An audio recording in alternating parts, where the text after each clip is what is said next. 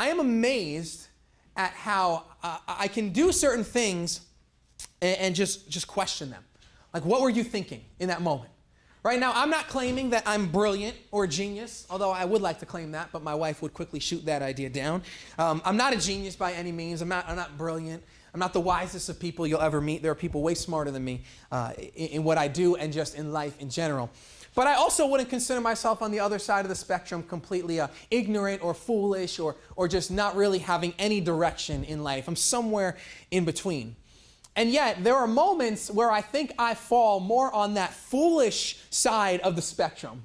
There are moments where I look at what I do and the decisions that I make, and just like the daily rhythm of life, the things that I'll do, and I'll say, are you thinking ever?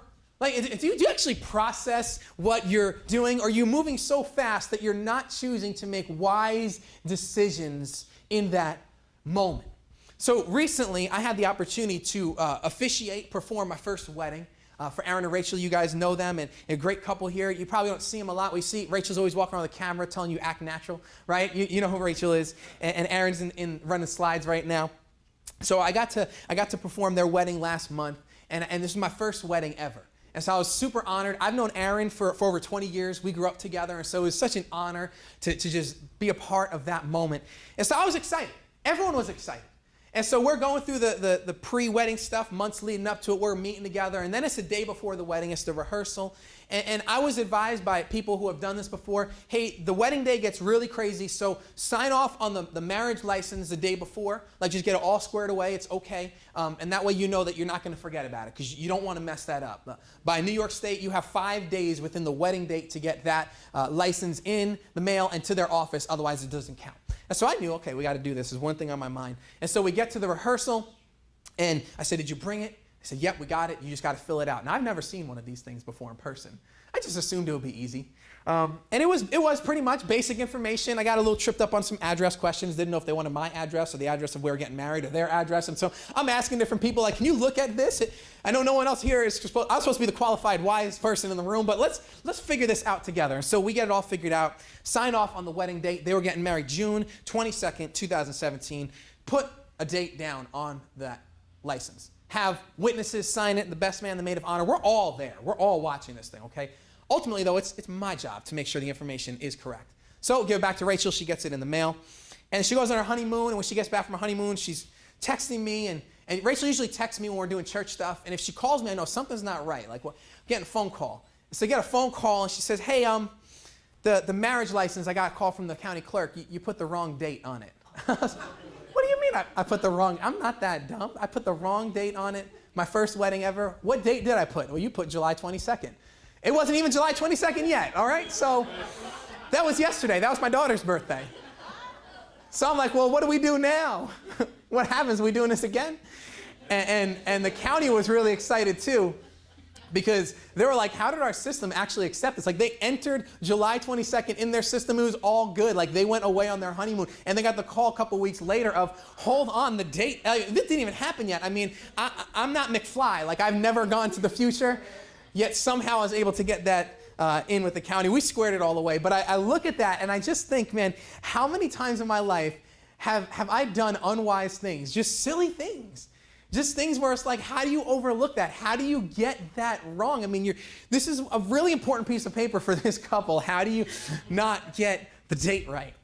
And there are moments, all of us have them, where a lot of times I chalk it up to we just moving too fast. I know that about me. There's a lot of different compartments I'm trying to keep clear in my head. My wife suffers from what she calls it, not me, okay? She calls it mom brain, okay? Some of you moms know. And so she is self-diagnosed as mom brain. There are things where she just forgets things. She's moving too fast, trying to keep everything in order.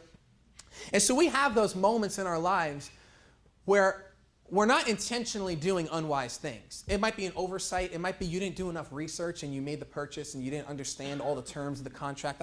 I get that. I don't want to speak so much to that this morning, because I think we look back at that, and a lot of times the results can be devastating.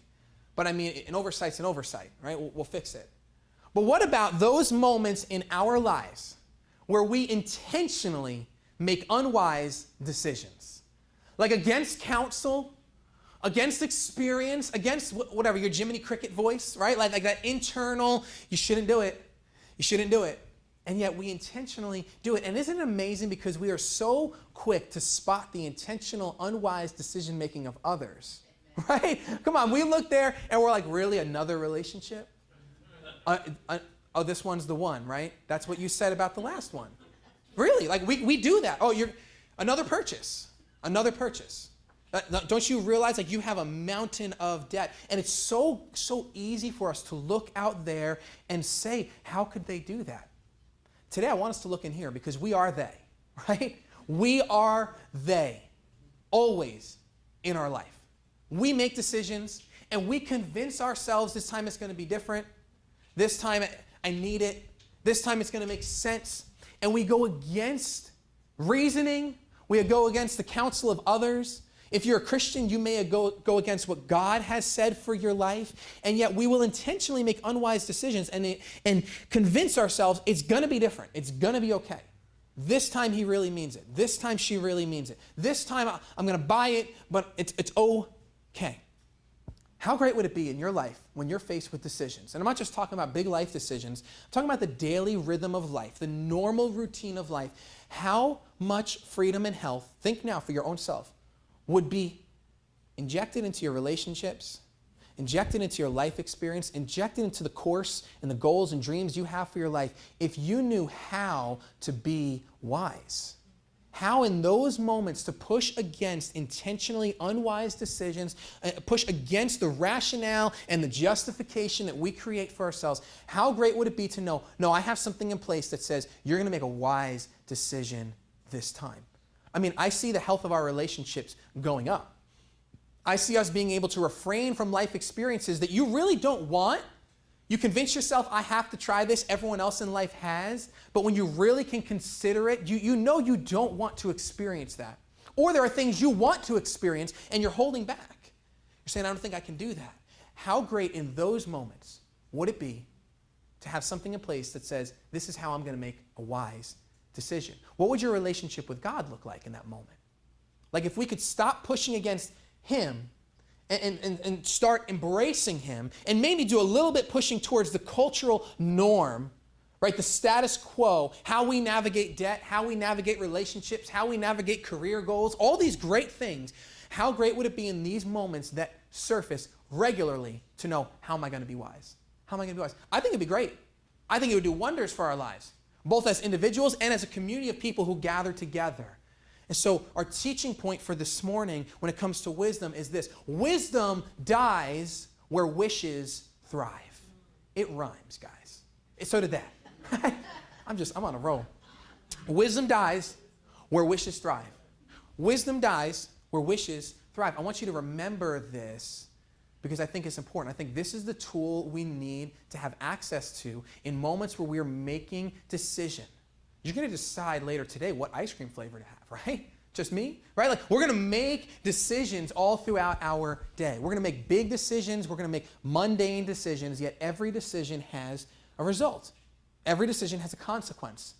So how great would it be to remember, okay, wisdom dies where wishes thrive. And we're going to explore the meaning of this point by looking at James. I love James. I've been enjoying James. We've been in the book of James for a few weeks now. We've got a few more weeks to go. We're finishing up at the end of August. And the reason why we're spending so much time in one book in the Bible is because there's a lot for James to tell us. Because James, if you don't know, is the younger brother of Jesus Christ, the Messiah.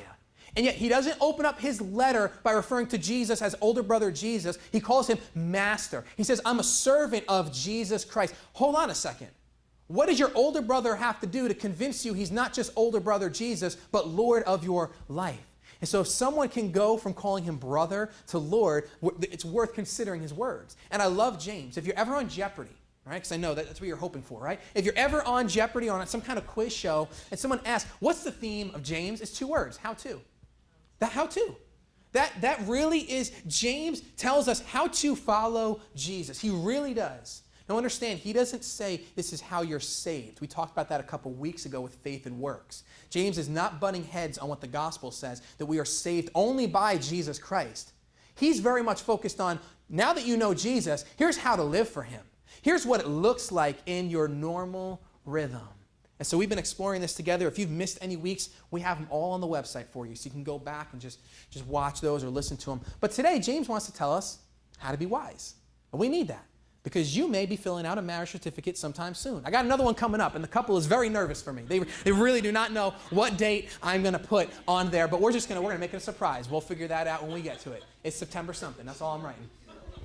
James chapter 3. We're going to read verses 15 to 18 together today. So if you have a Bible, you can turn there and follow along with me. James chapter 3, verses 15 to 18. And if you do not own a Bible, my friends, we have Bibles for you in these baskets. Just take one with you when you leave today. I want you to have a copy of God's Word for yourself. You can download on your phone the Bible. James chapter 3, verses 15 to 18. These are 4 verses together. And what we like to do here is we stand and we read corporately. So if you're able, would you stand with me? And if you would like, would you read with us these verses? They'll be on the screen for us. James chapter 3, verse 15 through 18. For jealousy and selfishness are not God's kind of wisdom. Such things are earthly, unspiritual, and demonic. For wherever there is jealousy and selfish ambition, there you will find disorder and evil of every kind. But the wisdom from above is first of all pure. It is also peace-loving, gentle at all times, and willing to yield to others. It is full of mercy and the fruit of good deeds. It shows no favoritism and is always sincere. And those who are peacemakers will plant seeds of peace and reap a harvest of righteousness. You may be seated. Thank you for reading that with me. It's a good text. There's a lot going on here. James is introducing his audience, which, by the way, they existed almost 2,000 years ago. We believe that James wrote this somewhere around 50 A.D., which is only 15 to 20 years after his big brother Jesus resurrected. And so this is really cool stuff, very close to the resurrection. And he's writing to a Jewish audience who is under Roman rule. If you know just a little bit about history, you probably can surmise that at different times, different empires have been in control, right? Egypt, Babylon, Persia, Rome, Greek, right? All these different empires. Right now, Rome is in control. Rome is in control, and they've been in control for a while. Pax Romana, the peace of Rome. And they introduced Roman roads, which is great for society. They did a lot of great things. And yet, the Jewish people are done with Rome. No matter how nice their roads are, no matter how nice their peace is, they're done with Rome. And they are gearing up for a revolution at the time of James' writing. And so when they're getting ready for a big decision like revolt, they need wisdom. Right? There are those life decisions that you are going to make. Maybe it's not to revolutionize. You might. I don't know what's going on at your job, right? You might be doing something there. Overthrow it.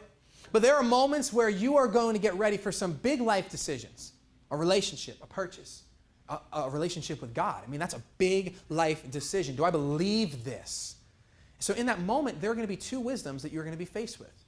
And we're going to call them culture's wisdom and the Creator's wisdom. Culture's wisdom and the Creator's wisdom. That is what is available to you. It is what was available to the Jews in 50. And they are getting ready to revolt. And so when you start to look at these 2 wisdoms, I mean, you need to know, what are we going to do to fuel this thing? We're either going to go for it, and we're going to overthrow Rome, or we're going to hold back. We really need some wisdom here. And James says, well, there's cultures and there's creators. And so we're going to explore together. What does culture's wisdom look like? What's the source of it? What's the outcome of it? What's the Creator's wisdom look like? What's the source of it? What's the outcome of it? And can I know both wisdoms? Can I actually choose between the 2? And I think the answer to that is yes, absolutely. Every one of us have opportunity. I have some pet peeves. You have some pet peeves? We all have pet peeves, right? You married a person with pet peeves. They weren't pet peeves when you got married, right? They were cute. That's what you called them. Oh, I love the way you chew your food. It's so cute. Right? 5 years later, you have to chew like that. That's pretty much marriage. If you haven't 5 years yet, it's coming. Right? Like that's where we land with pet peeves. There are things you just can't stand about other people. I get it. Snoring, whatever it might be. I have a pet peeve. One of my biggest pet peeves is whining. Whining. Now, I know. I have a 3-year-old. My daughter just turned 1 yesterday. I know that I'm supposed to love my kids all the time as a parent. That's what I'm supposed to do. I got to be honest, I don't. I don't. There's one time when I do not love them, and it's when they're whining. I don't know what it is about whining with me, but it genuinely, you know when someone says like it goes down your back? Like I know what that means. I know when it starts here, it makes its whole way down my spine. I feel every whine in my spine, right? That's just where I land with that. And I look at them and I'm like, really? Like, you have so much. Yesterday, my daughter had a birthday party, and I mean, it was Toys R Us. It really was. She was just overwhelmed with toys and stuff, and we brought it all home. So much so that I need my father-in-law and brother-in-law to come over to help me unload the car. Like, it was going to take me days to unload the car by myself. And so we get everything into the living room, and it's my daughter's birthday, but my son thinks he just cashed in, right? He just thinks, like, this is it.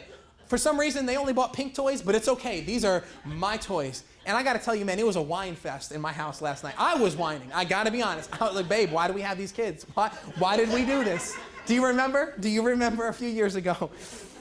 But what gets worse than children whining, truthfully, is when adults whine, right?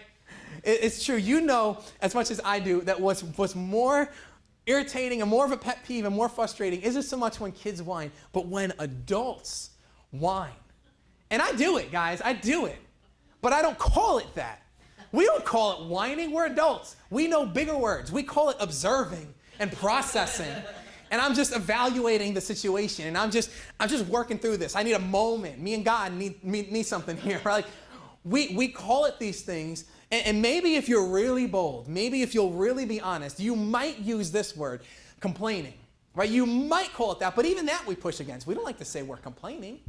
We're just looking at the way things are, just wondering why they are the way they are, and use phrases like how come and I deserve and it's not fair.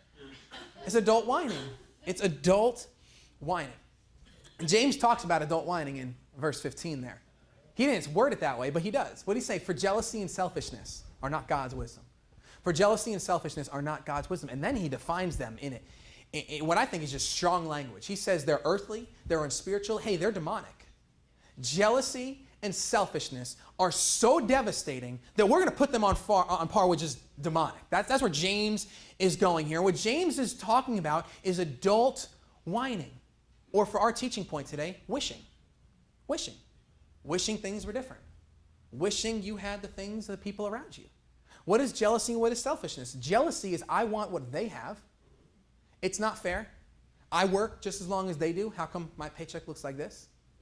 How come I have to drive this? How come we have to live here? Babe, why do we have 2 kids? That was last night, right?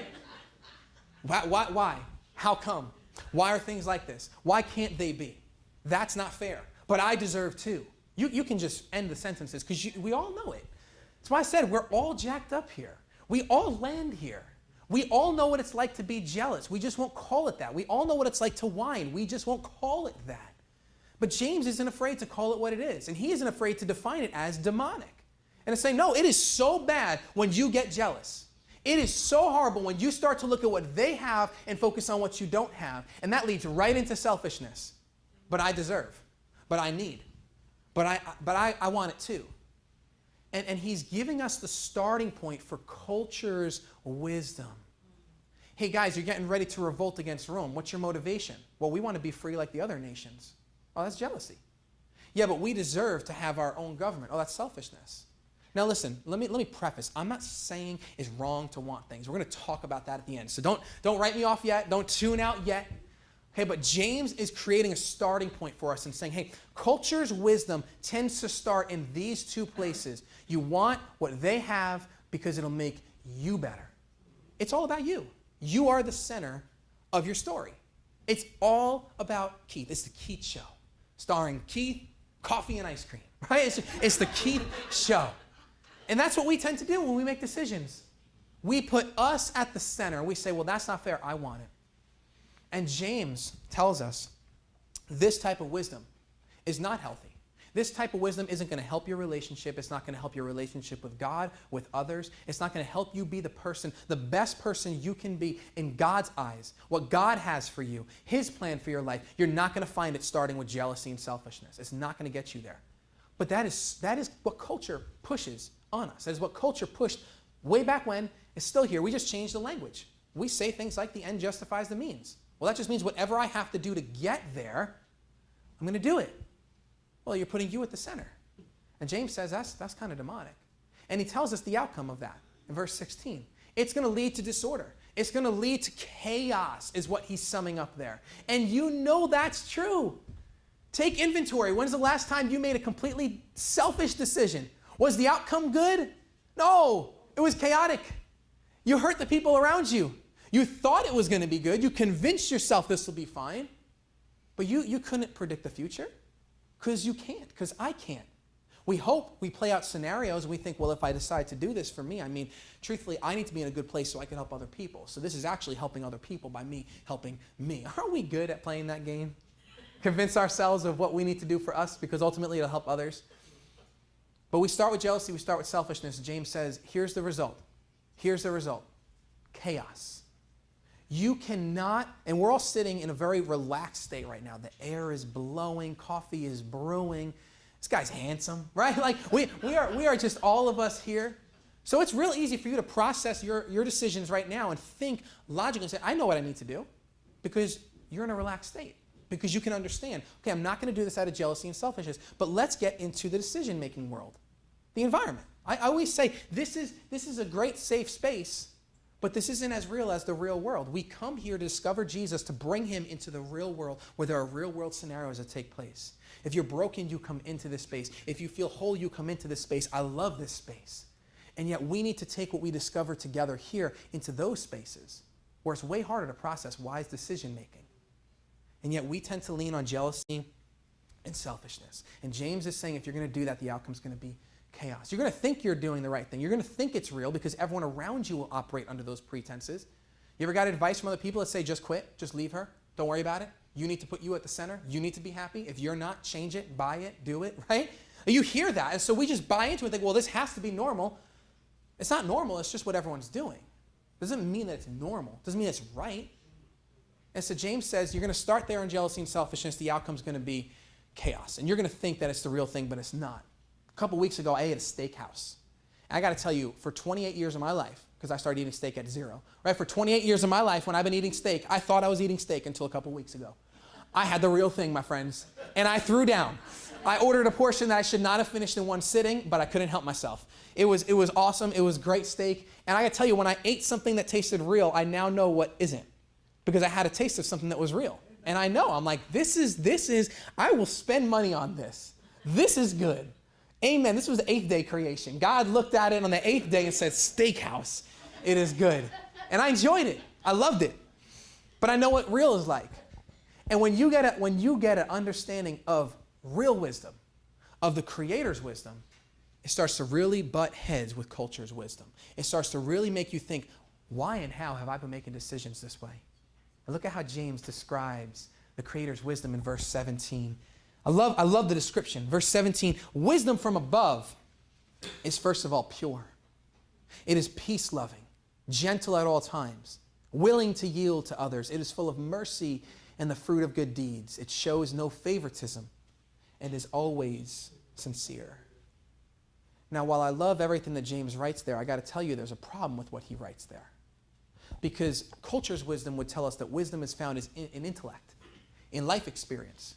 And you get wiser the more you know, the more you've been through. And yet James doesn't use any of that language to describe the Creator's wisdom. And I think we know that's true because I start off by saying smart people make unwise decisions all the time.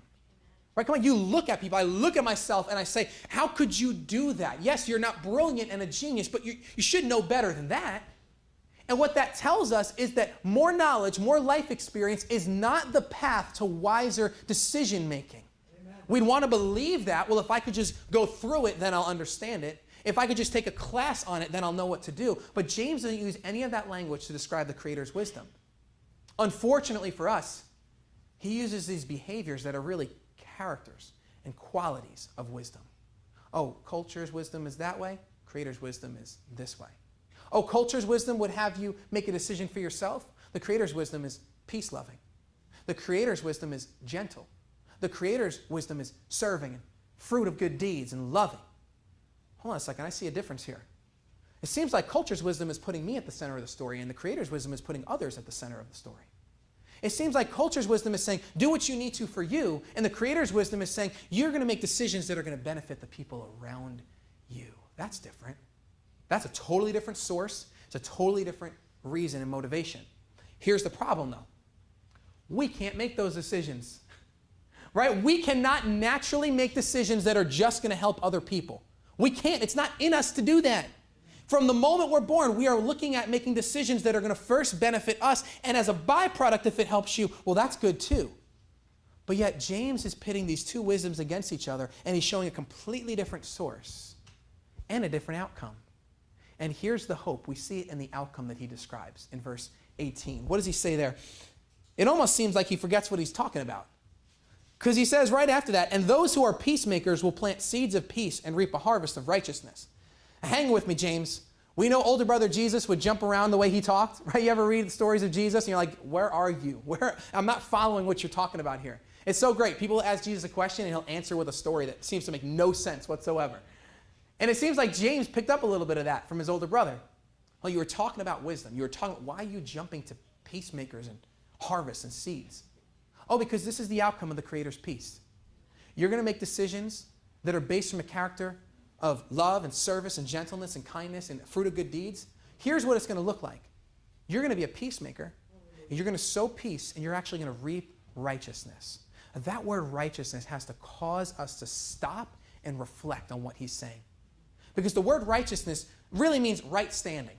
It means that when God looks at you, he sees you in right standing with him. There are moments where my kids, more my son, my daughter not so much yet, but my son when he's in right standing with me. When I see what he's doing and how he's acting, I say, this is great. We're moving in a great direction together. And there are moments when he's not listening, and I know you're not in right standing with dad, and we have what we call in our house punishment. When you make a bad choice, there's a punishment. There's a consequence. Problem with you and I, we keep pushing into culture's wisdom. We keep making decisions that don't put us in right standing with God. We can't slap righteousness across us at any time. This word calls us to look at the gospel. Because the gospel of Jesus Christ, the good news of Jesus, declares that every single person is in wrong standing with the Creator. No matter how good we may think we are, no matter what our decision-making looks like, no matter the wisest of things we've done, it doesn't make a difference. All of us lean into those two words, jealousy and selfishness, and that puts us in wrong standing with the Creator. There's a verse in Scripture that says, there is none righteous, no, not one. And yet God looks at the no, not ones and says, I'm going to sow wisdom into this world. I'm going to sow peace into this world, and he will be called Jesus Christ. And so wisdom itself, peace itself, the Prince of Peace is sown into our world. And don't miss this. The beauty is we reap righteousness from his peace. Paul says that he who knew no sin became sin so that we might become the righteousness of God. Hallelujah. That's the gospel message. That you and I, the know not ones, know not one righteous anywhere, we look to Jesus Christ, peace, wisdom, and we reap what he alone deserved, righteousness. His body was literally sown into the ground for 3 days. And yet what do we sing this morning? The resurrected King is resurrecting me. He conquers death and the grave, giving us hope, giving us now the choice between culture's wisdom and the Creator's wisdom. Because I believe what James is saying here, and the way he's moving through this text, is that, yeah, the Creator's wisdom seems great, but without Jesus, you cannot choose it. You can't. And you know that. You're not going to lean into wisdom that's going to help other people. You won't do that. I won't do that. If not for understanding Jesus Christ and the gospel. If not for really processing what he did for me, no strings attached. I'm never going to move towards making decisions that are gentle, the fruit of good deeds, peace-loving. And yet, the outcome of living that way reaps righteousness. The people around you start to see how you're living, and now they have opportunity to be in right standing with God as well. How beautiful is that? Amen. So what does this look like practically? When you're faced with decisions, whether on the daily rhythm or life-changing decisions, you need to start processing, am I choosing out of jealousy and selfishness, or am I choosing out of peacemaking? Am I going to make this decision? And look, you're going to benefit from the decision. I said, I'm not calling us to a place where we never benefit from a decision. But I found that the best way I benefit is when the people around me better understand Jesus through my decision making. And so at times that may call me to make a purchase. That may call me to refrain from a purchase. That may call me to engage in a relationship That may call me to start new relationships. That may mean that I love this person so much that I need to say, hey, I want to spend more time with you. But me spending time with you is not the best example of Jesus to you right now. And so this is how we're going to navigate this. It's hard. It's way different than just saying, oh, this isn't working for me anymore, so I'm out. Oh, I need that, so I'm going to buy it. It's a way different way. But man, there is freedom in it. Look at the outcome. You know the outcome. Push aside just the text and look at the outcome of your own life. Does it look chaotic? Does it look like, I don't know how I got here? I mean, it was one thing I bought. Now I'm staring down this mountain of debt. It was just one relationship I thought would be okay. And now this is where we are. It's strained. There's tears. Where's the hope? James is outlining for us. And I know we don't want to hear this today. Come on. No one wanted to come to church today and hear this. Guess what? 2,000 years ago, no one wanted James to write this. They didn't. They're getting ready for a revolution. They don't want him writing things like, do what's going to benefit Rome. Peacemaking? Are you kidding me, James? We need to overthrow this. And unfortunately, to bring closure, they attempt it. And in AD 70, their entire temple system is wiped out. Everything is wiped out for the Jews. You notice? I saw it. No one here strapped a cow to their car today. You know why? Because the temple system was done away with when Jesus Christ resurrected, and it was officially destroyed in AD 70. Temple gone. Because they said, well, that's nice, James, but we're going to do this for us. We need to move in this fashion. And now the temple was not just a place of worship. This was the center of Jewish life. Wiped out. No more buying, no more selling, no more jobs, no more health care. None of that. It's gone. The temple is gone. Because they moved on culture's wisdom. I don't know what the outcome is going to look like for you. And I'm not trying to scare you or threaten you because that's silly. That's not a motivation that works. What does work is love. I do know that there's a God who loves you and a creator who has said, here's a better way. Here's the best way for you to navigate your life. How are we going to do this? I think we do it through two ways primarily. Prayer and community. Prayer and community is what I found. This week is what I found in my decision making. I needed to pray and stop before I was doing things. And for me this week, it was about purchases. I wanted to buy something new. And I knew I needed to pray this through, and I needed to ask God, is this the best decision? And I'll be honest with you, I landed. It wasn't made out of jealousy, and it wasn't going to be made out of selfishness. But I still, through prayer and through communicating to God, said, you know what? This isn't the best time to do this right now. This isn't the wisest time. This isn't going to help me move towards peacemaking. And I needed community. Oh my goodness, if I didn't have the people that I reached out to in my decision making this week, I would have made a different decision. You have both of those things in this space because we prioritize those things here. Community is crucial as one of our core values here. There are people sitting all around you who are ready to make decisions. What would it look like today if before you leave, you decide you're going to give your number to one person? How cool would that be if you got one other person's number today and said, hey, can I just have you like on speed dial? Remember speed dial? Right? Can I just have you on this? That when I'm going to make a decision, I could reach out to you and maybe we could pray together through this. That's a church. That's what we want this space to be. It's not about you're an outsider, you can't know my number. No, we want to connect with each other here. Community is crucial. Amen. Amen. And so there's opportunity for you to embrace the Creator's wisdom today. It begins with acknowledging you need Jesus. It's not going to make sense beyond that. It won't. You need to know who Jesus is. You need to know the Creator himself who sent Jesus himself into this world for you so that you could have choice, so that you could know culture, Creator. I want the outcome to be peacemaking. Let's pray together. Father, thank you so much for loving us in this way. Thank you for your text. Thank you for your grace. Thank you that we get to respond through choice. All of us are going to have decisions to make this week, today. Some of them are daily rhythms. Some of them are life decisions. May we evaluate this week the source of our decision making. May we take inventory on the outcome we have seen most often. And may you move us by your Spirit to make decisions that are beginning with peace and are ending with righteousness. In Jesus' name, amen.